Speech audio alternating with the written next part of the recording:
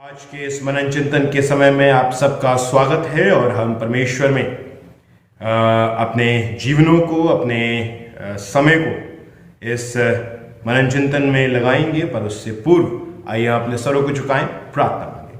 महान जीवित सामर्थी परमेश्वर, इस जगत के सृष्टिकर्ता प्रभु, हम सबके बनाने वाले ईश्वर प्रभु, हम हृदय से आपका धन्यवाद अर्पित करते हैं आज के समय के लिए जो आपने हम सबको दिया।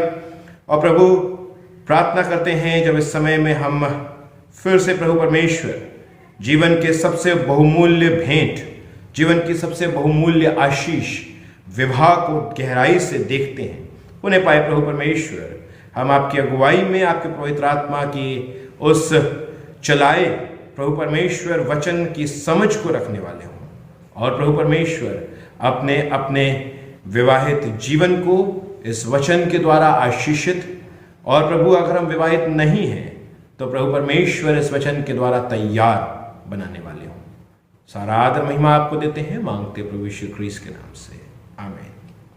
मसीह में प्रिय भाइयों और बहनों, हम उत्पत्ति उसके 24वें अध्याय पर अपने मनन चिंतन को कर रहे हैं और काफी लंबे समय में होकर हम इस मनन चिंतन को कर रहे हैं, क्योंकि मैं जानता हूं आज 6वां पार्ट है जिसमें हम प्रिंसिपल्स ऑफ गॉडली मैरिज, परमेश्वर के द्वारा बनाए गए विवाह के उसूलों को, उन सिद्धांतों को देख रहे हैं। और इन सिद्धांतों को हमने कई मायनों में होकर देखा। पहला सिद्धांत जो हमने देखा वो है कि विवाह विश्वास के अंदर होनी चाहिए। दूसरा सिद्धांत आइडेंटिफिकेशन, किस प्रकार से चिन्हीकरण होना चाहिए। तीसरा मन और शरीर, यानी मन और शरीर की शुद्धि ये आवश्यक है। चौथा, जहां हम रेडीनेस और विलिंगनेस को देख रहे हैं, व्यक्ति विशेष की तैयारी और हामी। और आज हम उसी अपने सिद्धांत में आगे बढ़ेंगे, जबकि कल हमने इस बात को देखा कि किस प्रकार से रेडीनेस इंपॉर्टेंट है इंडिविजुअल व्यक्तियों के लिए। लड़का और लड़की की रेडीनेस बहुत इंपॉर्टेंट है, क्योंकि रेबेका से ये पूछा गया कि क्या तू जाना चाहती है, तो वचन बताता है उसने हामी भरी, उसने रजामंदी दी और उसके तहत ये विवाह का प्रोग्रेशन आगे बढ़ सका। आज जब मैं और आप इसी रेडीनेस पर अपने ध्यान को रखते हैं, तो इससे पूर्व हम आगे बढ़े, हमारे लिए इस कल के मनन चिंतन को ब्रशअप करना बहुत जरूरी है, जहां हमने इस बात को देखा कि इंडिविजुअल व्यक्ति इंडिविजुअल रूप से इस डिसीजन को अपने कांधों पर उठाए। यानी ना कोई परसुएशन हो, ना कोई फोर्स हो, सिर्फ इंडिविजुअल इंडिपेंडेंट डिसीजन हो, क्योंकि ये डिसीजन सिर्फ डिसीजन लेने तक ही नहीं, बल्कि जीवन के, वैवाहिक जीवन के एक एक पल के आगे बढ़ने में भी इंडिविजुअलिटी और इंडिपेंडेंस बहुत इंपॉर्टेंट है। इंडिपेंडेंस इसलिए क्योंकि हम जानते हैं कि मसीह ने, परमेश्वर ने हमें स्वतंत्र बनाया है और मसीह ने हमें स्वतंत्र कर दिया है। परमेश्वर कभी भी स्वतंत्र इच्छा के साथ छेड़छाड़ नहीं करता है, और मनुष्य होने के नाते कितना आवश्यक है कि हम भी अपने बच्चों के स्वतंत्र इच्छा के साथ कोई छेड़छाड़ ना करें, इंडिपेंडेंट करें उनको, ताकि वो अपने डिसीजंस को खुद लें। हाँ, ये जरूर है, एक मार्गदर्शक की नाई, एक बड़ा होने के नाते हमें उनको गलतियां करने से बचाना है, पर हाँ ये जरूर है कि अपने आप को इम्पोज नहीं करना है। हाँ, जब वो इस उसूल के बाहर जाते हैं तो मेरे को और आपको जरूरत है कि हम कड़े कदमों को भी उठाएं, पर अगर इन उसूलों के अंतर्गत वो रहते हैं तो मेरे ख्याल से फिर इम्पोज करने की कोई आवश्यकता और कोई गुंजाइश मेरे और आपके जीवन से नहीं होनी चाहिए। क्योंकि जब मैं और आप जीवन को आते हुए देखते हैं तो एक बहुत ही उम्दा उदाहरण है जिससे आप शायद मेरी इस बात को समझ पाएं। जब माता के गर्भ से बच्चा बाहर आता है तो वो एक कॉर्ड से कनेक्टेड होता है, उसको एम्बिलिकल कॉर्ड बोलते हैं। वो कॉर्ड जिससे उस बच्चे का भरण पोषण, उसकी हर एक परिपूर्णता पूरी की जाती है। क्या बच्चे के पैदाइश के बाद भी वो कॉर्ड माता और बच्चे के बीच में बनी रहती है? नहीं। अब जब गर्भ से बच्चा बाहर आ चुका है तो समय आ गया है कि डॉक्टर्स उस एम्बिलिकल कॉर्ड को काट दें। अगर समय रहते वो कॉर्ड काटी नहीं गई और वो कॉर्ड बनी रही तो बच्चे का जीवन खतरे में है। आपको पता है विवाहित जीवन भी कुछ इसी प्रकार का है। विवाहित जीवन वो स्टेज है जहां अब एम्बिलिकल कॉर्ड्स को काटने की जरूरत है, चाहे वो लड़की के जीवन में हो चाहे वो लड़के के जीवन में हो। जो क्लोज टाइज मेरे परिवार से है, माफ कीजिएगा पर उसको काटना आवश्यक है, क्योंकि कहीं ना कहीं नया रिश्ता तब तक नहीं बनाया जा सकता जब तक पुराने रिश्तों में फेरबदल नहीं की जाए।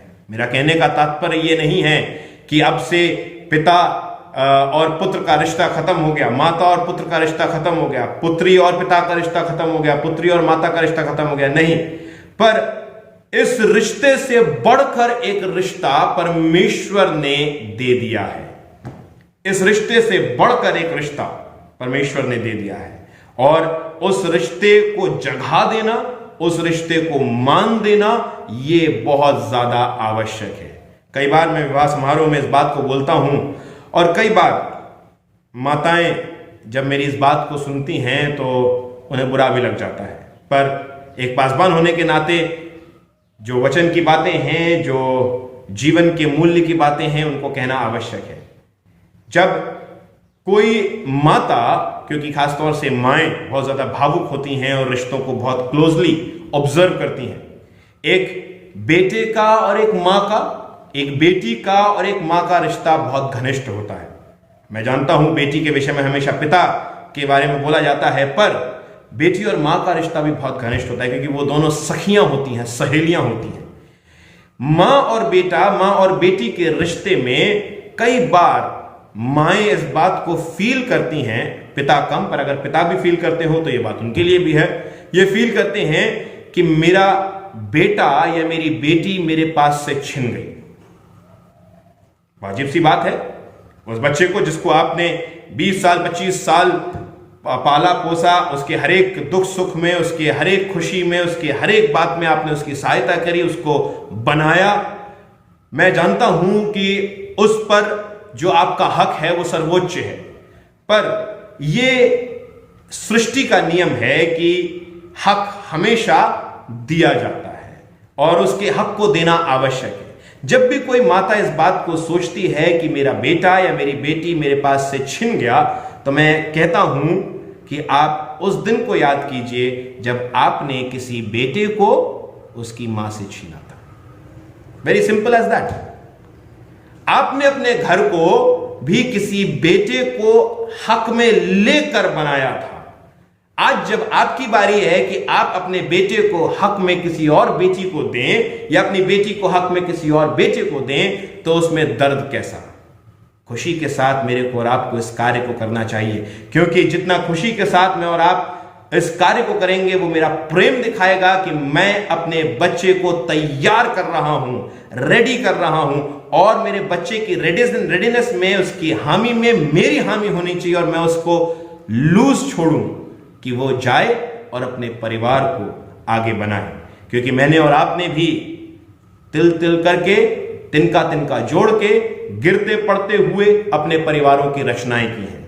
हमारे माता पिता हमारे साथ थे, हमारे माता पिताओं ने अपने हर एक योगदान को दिया, पर उसके बाद भी हर एक जीवन की परिस्थिति में कई बार अकेले भी हमने उन परिस्थितियों का सामना किया है। और आप इस बात को बहुत अच्छी प्रकार से मानेंगे कि जब मैंने और आपने अकेले खुद गिरते पड़ते हुए विवाहित जीवन में अपने कदमों को आगे बढ़ाया, हम परिपक्व बने हैं। you're not matured when you take help and support each and every time. When you walk alone, when you walk independently, that is when you get matured in the life experiences which life gives you.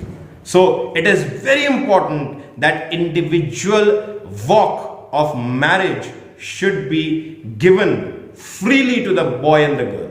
उनको आजादी देनी है कि वो independence के साथ चल सकें, कोई इंटरफेरेंस ना हो, और इस रेडीनेस में मैं और आप उनके साथी, उनके मददगार हों। अब रेडीनेस को हम दूसरे एस्पेक्ट्स में देखने की कोशिश करेंगे, जहां हम रेडीनेस के दूसरे सब पॉइंट पर आते हैं, जहां है God should be the foundation of your readiness. मेरे और आपकी हामी परमेश्वर के वचन और परमेश्वर के दर्शन और परमेश्वर की अगुवाई की नींव पर स्थापित होनी चाहिए. God should be the foundation. You know, when we talk about marriage, on the marriage day we say कि लड़का लड़की और परमेश्वर ये एक त्रिकोण संबंध है, और लड़का और लड़की का संबंध अगर परमेश्वर में फाउंडेड नहीं है, परमेश्वर उसकी नींव नहीं है, तो ये शादी टिक नहीं सकती है. You know, much before that the readiness towards your marriage, जब आप हां बोलते हैं अपनी शादी के लिए, तो यह ध्यान रखिएगा कि परमेश्वर ही उस हां में आपकी नींव होनी चाहिए. नींव बहुत इंपॉर्टेंट है. कोई भी इमारत हम हवा में नहीं बना सकते. इमारत को जब बनाया जाता है तो उसको एक नींव दी जाती है. क्यों? क्योंकि परमेश्वर का वचन कहता है कि आंधियां जब आती हैं, जब थपेड़े आते हैं, तो जो नींव पर है, जो चट्टान पर स्थित है, वो खड़ा रहेगा. जिसकी नींव नहीं है वो गिर जाएगा. मेरे और आपके जीवन में, विवाहित जीवन में विशेष रूप से, अगर मेरे और आपके रेडीनेस से, जब मैं हामी भर रहा हूं विवाह के लिए, उस समय से लेकर मेरे विवाह तक और मेरे विवाह के अंतिम दिन तक, जब तक मृत्यु हमें अलग ना करे, तब तक अगर परमेश्वर की चट्टान पर मेरी और आपका विवाह टिका हुआ है, तो परमेश्वर रूपी चट्टान मेरे विवाह को निरंतर जोड़े रखेगा, निरंतर स्थित रखेगा, स्थिर रखेगा. पर अगर परमेश्वर मेरी नींव नहीं है, तो ध्यान रखिएगा, बहुत सारी मुश्किलों का सामना मेरे को और आपको करना पड़ेगा. और इसलिए आवश्यक है कि रेडीनेस जो है परमेश्वर में फाउंडेड हो, परमेश्वर की नींव में उस रेडीनेस की तैयारी शुरू की जाए. इसके बाद हम तीसरे पॉइंट को देखते हैं, जहां हम देखते हैं readiness should not be measured in material things. कई बार मेरी और आपकी हामी एक पैकेज को देखकर बनती है. मैंने कई सिचुएशंस में ऐसा देखा है, और जब मैं लोगों को काउंसिल करता हूं तो पता पड़ता है कि उन्होंने सिर्फ लड़के को नहीं देखा था, लड़के के जॉब को भी देखा था, लड़के के परिवार को भी देखा था, लड़के के स्टेटस को भी देखा था, लड़के के बैंक बैलेंस को भी देखा था, और उन सारी चीजों में होकर उन्होंने हां बोल दिया. पर जब उस लड़के की सीरत और उस लड़के का व्यवहार सामने आया, तो विवाह में गड़बड़ी आना शुरू हो गई, या vice versa, even for the girl.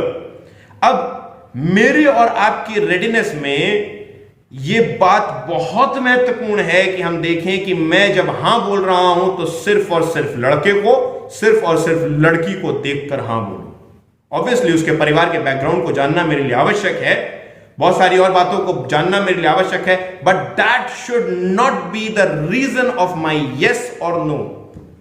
You know, when you say yes, आप एक वचनबद्धता करते हैं, आप विवाह में वाउस को लेते हैं, उन वाउस को आप चिन्ह स्वरूप एक दूसरे को देते हैं, और ये चिन्ह आप आजीवन अपने साथ रखते हैं. ये वाउस किसी समय विशेष के लिए नहीं होती, ये आजीवन के लिए होती है. And when you say yes, you know, you are saying yes, you can not say no any furthermore. और आगे जीवन में जाकर जब आप कहते हैं कि अब मैं पछताता हूं कि मेरी शादी क्यों हुई, मैंने कई लोगों को यह कहते सुना है, मैं पछताता हूं कि मेरी शादी क्यों हुई, मैं पछताता हूं कि मेरी शादी इससे क्यों हुई. You know, you are somehow dishonoring the vows that you have taken in front of God, in front of the congregation, and you are dishonoring the bond that you are into. बहुत important है इस बात को समझना कि मेरी हामी जब मैं कर रहा हूं तो मेरी हामी सिर्फ और सिर्फ उस व्यक्ति को देखकर होनी चाहिए. मैं पैकेज पर ध्यान न दूं, क्योंकि पैकेज जो सांसारिक है वो आज है कल नहीं रहेगा, या आज नहीं है कल आ जाएगा. पर ध्यान कीजिएगा, व्यक्ति के साथ आपको जीवन बिताना है, और एक बार विवाह में प्रवेश करने के बाद आप ये नहीं कह सकते कि मैं विवाह में अब बने रहना नहीं चाहता हूं. क्योंकि माफ कीजिएगा, मसीह विश्वास के अनुसार आप अगर book of worship order of service को देख लें तो आप देखेंगे कि वहां हर एक आराधना दी गई है, पर वहां तलाक की आराधना नहीं दी गई है, क्योंकि हम मानते ही नहीं है तलाक में। We don't believe in divorce. Christian faith doesn't believe in separation, it only believes in unification. सिर्फ यूनिफिकेशन में हमारा बिलीव है, हम किसी सेपरेशन में बिलीव नहीं करते हैं। इसलिए तलाक के लिए आप कोर्ट जाते हैं, पादी साहब के पास नहीं आते हैं। You only come for counselling. You know why? Because you want your marriage to be saved. Why? Because our faith does not believe in separation. मेरे और आपके लिए बहुत आवश्यक है कि मैं पैकेज पर ध्यान ना दूं, पर व्यक्ति विशेष पर ध्यान दूं। और कई बार हम इस पैकेज के चक्कर में भी एक दूसरे को परेशान करते हैं। मैं क्रिश्चियन मैरिजेस में इस बात को ज्यादा नहीं देखता हूं, अन्य विश्वास में मैं इस बात को ज्यादा देखता हूं, जहां हम दहेज प्रथा को देखते हैं, जहां दहेज के लिए प्रेशराइज किया जाता है और उसको लेकर बहुत सारी बातें की जाती हैं। खैर, मेरे और आपके विश्वास में ये बातें इतना महत्वपूर्ण नहीं है, पर फिर भी मेरे को और आपको ये जानना आवश्यक है कि उन मटेरियल नीड्स और बेनिफिट्स से ज्यादा बहुत इंपॉर्टेंट है व्यक्तियों का जीवन, जो आगे बढ़कर विवाह को आशीषित बनाएगा। यह जरूर है कि आवश्यक है कि दोनों तरफ के लोग दोनों बच्चों को सपोर्ट करें, ताकि वो अपने इनिशियल घर गृहस्थी को बनाकर अपने घर को आगे बढ़ा सकें। ये किसी एक की जिम्मेदारी नहीं है, दोनों परिवारों की जिम्मेदारी है, क्योंकि दोनों परिवारों के बच्चे इस विवाह में आगे बढ़ते हैं। पर यह आवश्यक है फिर से, that package should not be the centre of the decision, and package should not come even after you take the decision. That is very important when we see this point, where we see that readiness should not be measured in material things. Then we come to a very serious issue of readiness after marriage. That is also important. Readiness after marriage. You know, by default कई बार मैं इस बात को automatic ले लेता हूं कि क्योंकि ये मेरा पति है, ये मेरी पत्नी है, तो जो मैं चाहता हूं मैं वो कर सकता हूं. You know, when I talk about this, I again talk with experience of counseling many couples, viewing many situations in the lives of married people, hearing them over and over again about things. You know, many a times partner A will impose on partner B on doing many things. Now, again we would talk about some things that are concerning adults. Now, when we talk about marriage, you know, it is very difficult for a girl to give herself. I can understand about love marriage, but in an arranged marriage, you know, it is very important that we give time to each other. Time when willingly things could come into existence. It should not be by force. Now I believe you are understanding what I am trying to say. You know, on the first night, what happens is that you just barge into, and that destroys the very first day, the foundation on which the marriage is kept. You know, marriage में, शादी में एक एक दिन पे मैं सीढ़ी चढ़ता हूं और विवाह के उस प्रोग्रेशन में आगे बढ़ता हूं. अगर पहला ही दिन मैं तबाह और बर्बाद कर दूंगा, तो मैं नहीं समझता किस प्रकार से मैं और आप विवाह को देखते हैं. You know, it's something way you understand, it's something that comes out of love, out of concern. You know, there are many special days in the life of a female. You need to understand that. You need to take care of her. It is very important, you know, to do this. And anything that is done by force, through an unwilling heart of the other partner, is really bad. You know, मैंने council किया है और मैंने उन situations को देखा है जहां eventually the couple got separated. You know, what was the situation? The boy was into porn addiction, and the boy used to put on all these blue films and all those things, and he used to ask the girl to enact all that they were seeing there. The girl was into a shock. You know, for her, marriage was something else, but it became something else. And it was something very deadly, where the girl was, getting deteriorated day by day, and one day she broke out and told this to her mother. And then things changed. I tell this to every girl. When things are seeming to be out of control, you should really let your parents know, because they are really concerned about you. That I would not term as an interference, but as a protection to the girl. Many a times partners, they impose their counterpart into unnatural sex. A very vulgar and different thing. Bible is very clear in talking about this. Gay marriages को जिस प्रकार से Bible और scripture और परमेश्वर allow नहीं करता है, उसी प्रकार से अननेचुरल सेक्स को भी वो अलाउ नहीं करता है. And this is something that needs to be understood by partners when they are getting into married life. In verge of और इन एक जुनून जिसमें आप नया कुछ एक्सप्लोर करना चाहते हैं, उसमें आप गलत करने के कार्य ना करें. Marriage is boundaried again in itself in many things. You're not supposed to break those boundaries. You are supposed to take your partner as a gift of God that God has given you. And honor her individuality, honor his individuality even after marriage. Now, when I talk about individuality, his or her professional life, his or her being a person at home, outside, in the profession, everywhere. The individuality is to be respected, because if you don't respect the individuality, you are not able to carry your marriage forth in the progression. It is important that we understand this concept of readiness also.